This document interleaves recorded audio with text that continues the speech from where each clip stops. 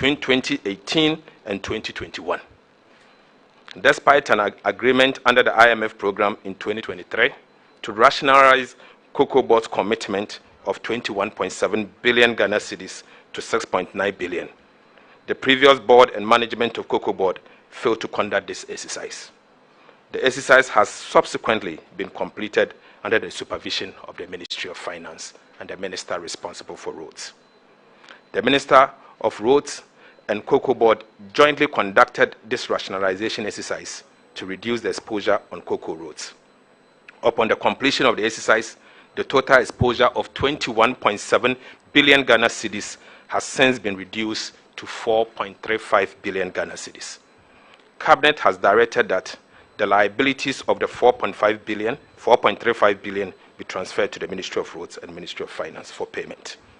Cabinet noted that road construction account to a significant part of the financial difficulties of Cocoa Board.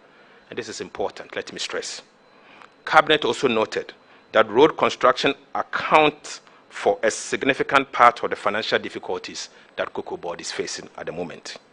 Pursuant to the earlier announcement that I made in the course of last year, the new cocoa bill that is going to Parliament will now prohibit Cocoa Board from such quasi-fiscal expenditures and other non-core expenditures going forward, and it will come with punishment if they ever do so. An announcement as you recall, that I made an announcement in the 2026 budget that government of Ghana has secured a $500 million World Bank facility to construct agricultural roads, including cocoa roads. This particular intervention will take over the construction of cocoa roads going forward. To ensure accountability and transparency in the management of Cocoa Board and the cocoa sector as a whole, Cabinet also directed the Attorney General to commission concurrent forensic audit and criminal investigation into the activities of Cocoa Board over the last 8 years. And I repeat, Cabinet also directed the Office of the Attorney General to commission concurrent forensic audit and criminal investigation into the activities of Cocoa Board over the last 8 years. Cabinet has directed the Ministry of Finance to initiate also immediate reforms at Cocoa Board to streamline their operations and cut costs. Wasteful and uncontrolled expenditure practices are to be curtailed immediately. The world market price has dropped significantly from the average of 7,200 tons to 4,100 per ton, making Ghana's cocoa beans uncompetitive and creating liquidity challenges. To address this, the Producer Price Review Committee, PPRC, met this afternoon under my chairmanship to assess the challenges facing the sector and review the producer price for the remainder of the 2025-2026 crop year.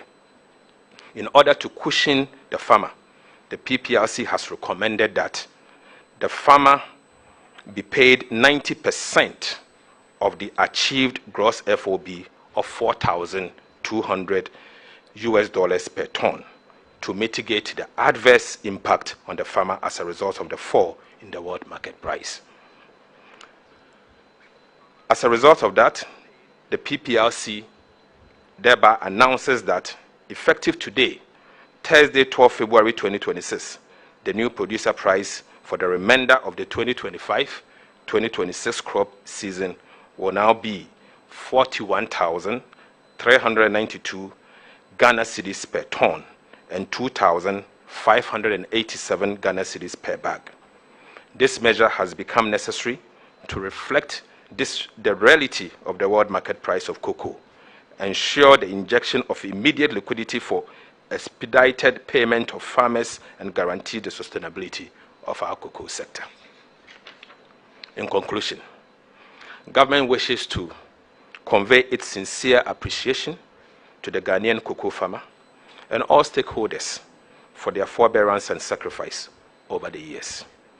Cocoa has always been the mainstay of our economy, and wish to assure them that these reforms will protect the interest of the cocoa farmer and the cocoa sector.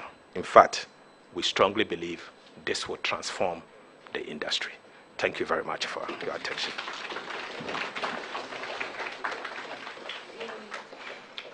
All right, at this stage, we would invite questions from members of the media present. Now, in order to maximize time and allow for as many questions as possible, we will limit each questioner to one question. So if you have a question, please walk up to my right here. There's a microphone.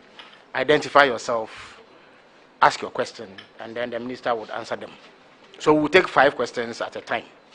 And I would urge that we limit the resort to lengthy preambles before the question. So any questioner can walk up here.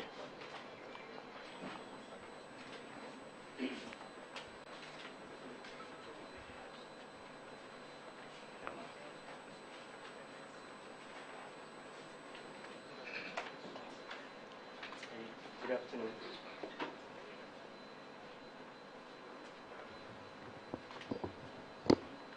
Yeah. Hello, good afternoon, Minister.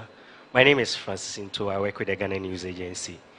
You've indicated that Cocoa Board has been directed to immediately pay all cocoa farmers. Has money been made available for Cocoa Board to take on this exercise? Thank you. Thank you very much. Is there any other question, please? Please walk up. My name is Caleb Zeblin from Joint News Research. Please speak up. My name is Caleb Zeblin from Joint News Research. So just a follow-up to the financing.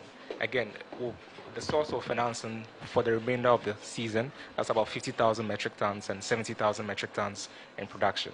Is it coming from the government side or from Cocoa Board side? And again, or is it, sorry, so the funding for the remainder of the beans for the season, that's about 50,000 metric tons, and that for the last season, I think about 70,000. Where is the source of funding coming from? Is it from Cocoa Board's books or from the central bank's books? All right, thank you very much. So we have room for 3 more questions in this round. Wait. Okay. So if there are no further questions, the minister. Okay, I see a hand up, so please walk up.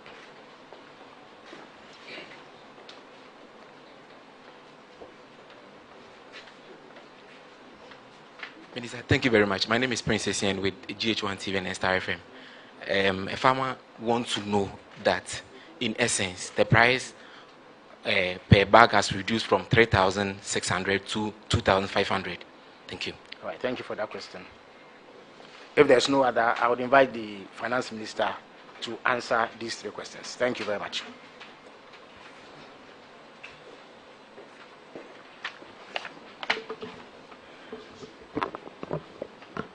Thank you very much. Yes, Cocoa Board is in a position to resume the purchases of cocoa, so there's no cause for alarm. Second question has to do with where is the money coming from? The central bank does not buy cocoa. It's Cocoa Board that buys cocoa. The 70,000 additional cocoa beans that will be mopping up will be sold to domestic processors, and they will pay for it. And when they pay for it, Cocoa Board will have obviously the money to be able to process the cocoa. But let me say that yes, today if you go to Abidjan, it is obvious that their price is far lower than that of Ghana, and that is why now we are not even seeing our cocoa going to Abidjan. The farmer has no incentive to smuggle the cocoa to Abidjan. In fact, if care is not taken, we'll see reverse smuggling rather coming into our economy. And this morning, for example, it was quite intriguing from particular data that came to my attention. The previous crop year, Volta and OT sold to Ghana Cocoa Board 97 tons of cocoa. The same period this year, this crop season, they've sold 2,500 metric tons of cocoa. All because the price today here in Ghana is far expensive than that of the Togo Republic. And so there's no incentive. The question is it that cocoa is coming from Togo to Ghana? Or is it that as we speak, because our farmers do not have incentive to smuggle it, it's now staying for Cocoa Board to be able to mop up?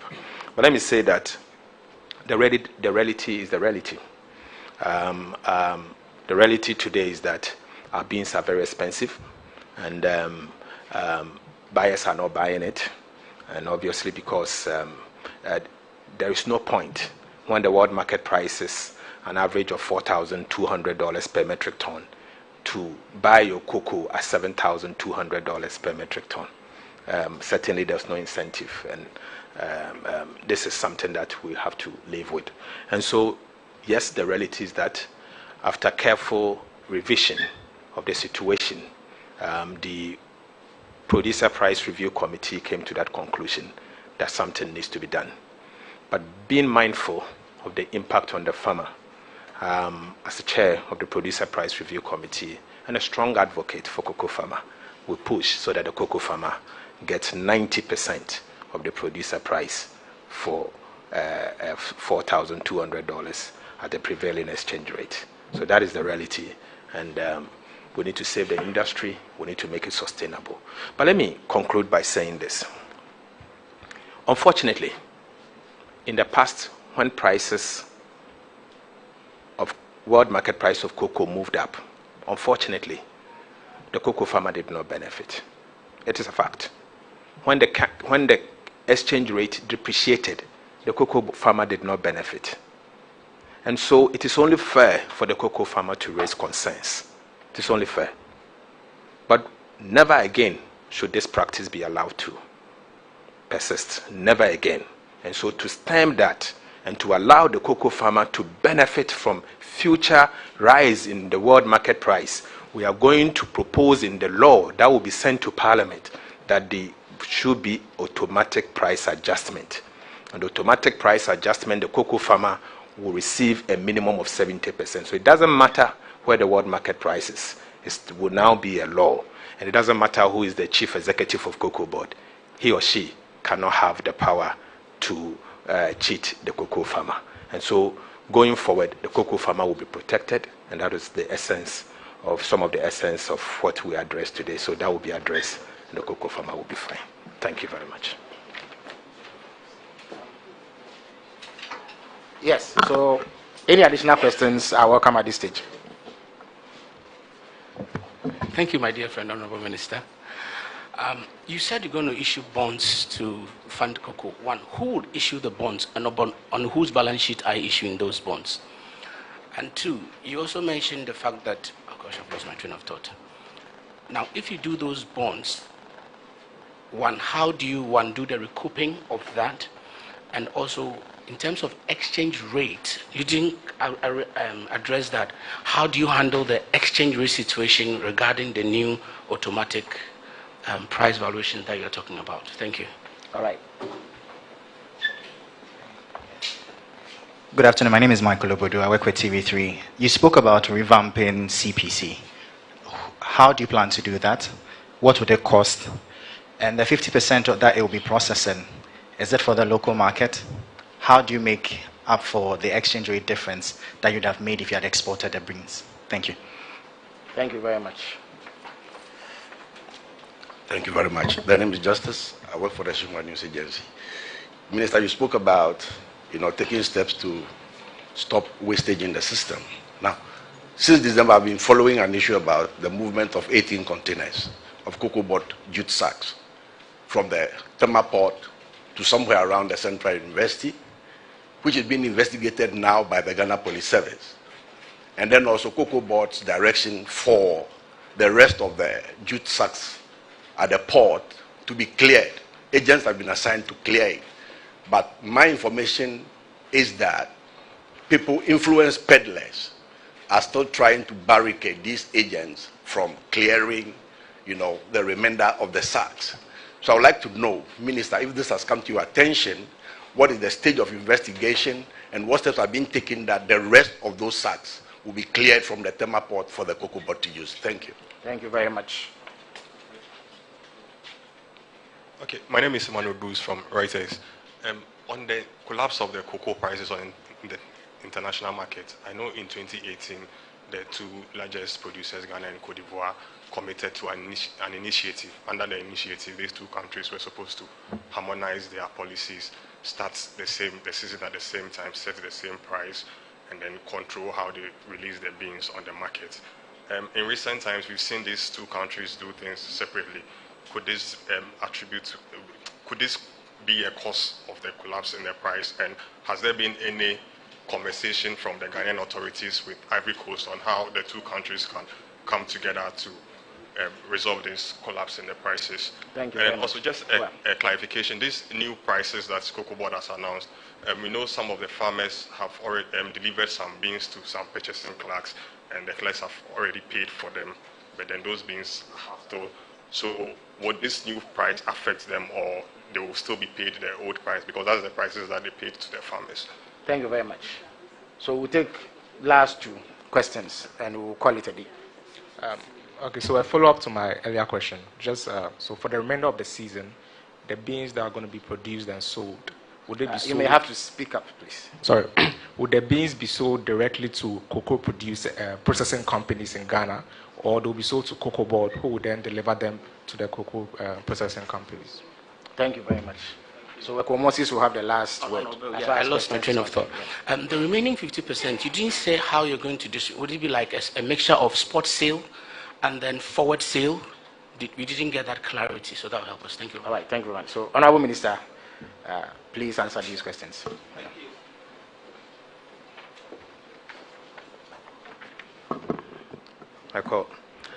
I have to keep some of my strategies in my sleeves. And so I can't give all of that to you, particularly relating to the hedging strategies Cocoa Board will adopt, because they are market sensitive, and any comment on that can change the dynamics of the market. So I'm sorry, I have to disappoint you on that one. Let me first answer the last question, the one before a call came again. Cocoa Board is age-old organization with comprehensive standards, and they know where the cutoff points are, what is sealed, what is graded, what has been taken over, and all. So the fine details will be announced by the Ghana Cocoa Board in terms of operationally how to implement these policies that we have announced. So I will stay at the operational side and leave the I will stay at the policy side and leave the operational details to the chief executive to handle them. 2018, yes, the initiative came and the two countries consulted. The process is still ongoing. We consulted them based on decisions that we would take, and they also consult us based on certain decisions that we have to take. And so the cooperation is still ongoing, and it's not a problem. Jute sacks. I agree with you. Cocoa Board mismanagement has been a matter of concern to government. For example, for 5 years in a row, all what the previous administration did was to buy jute sacks. The jute sacks arrives at the port, they don't clear them, and order a new set. They don't clear them, then order a new set. So it was just more or less a procurement agenda, not buying to bag cocoas. In fact, after keeping so much jute sacks in the at the port and failing to clear them, before they left office, they established a letter of credit for another $48 million worth of jute sacks that came in also uncleared. But it's all part of the cabinet directives to the minister responsible for justice and attorney general to investigate, and I'm sure he will be in a better position to answer as to where this investigation has gotten to. That's not my job, and so let's leave it to the minister responsible for justice, and I'm sure he will address those concerns. CPC will be revamped. This morning, CPC together with private sector processors met myself and colleague minister responsible for trade, agribusiness, and industry. Clearly, you could see that outside CPC, the private sector has strong capacity to process our cocoa. CPC also has some strength, but this strength will mean that we have to revamp them. And so we have taken a decision to revamp CPC. The details, we'll leave it to CPC, the management and board, to make those announcements. But a comprehensive announcement will be made, and CPC will be empowered to take their rightful place as the leading processor of Ghana's cocoa beans. The issue of the bonds, yes, the bonds will be issued. It will be domestic bonds. It will be called cocoa bonds. It will be meant largely for the purchases of cocoa beans and to finance the crop, and it will be domestic. It will be issued on the balance sheet of the Ghana Cocoa Board. The issues of concern with Ghana Cocoa Board balance sheet will be dealt with, and I've announced a raft of measures that will deal with the balance sheet issues with Ghana Cocoa Board. But beyond that, I believe Cocoa Board will be in a better place to enter the domestic market and revamp the industry. Thank you.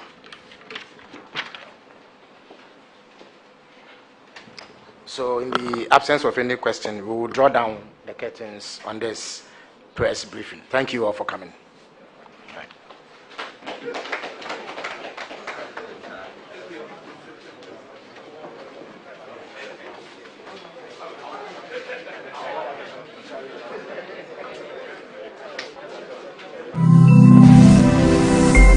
Metro TV, insightful and inspiring moments.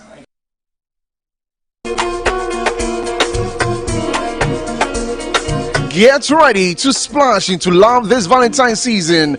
Join the Campus Red Pool Party on Friday, 13th February 2026 at the Bayview Village, Atomic Junction. Rates is 60 cedis for singles and 100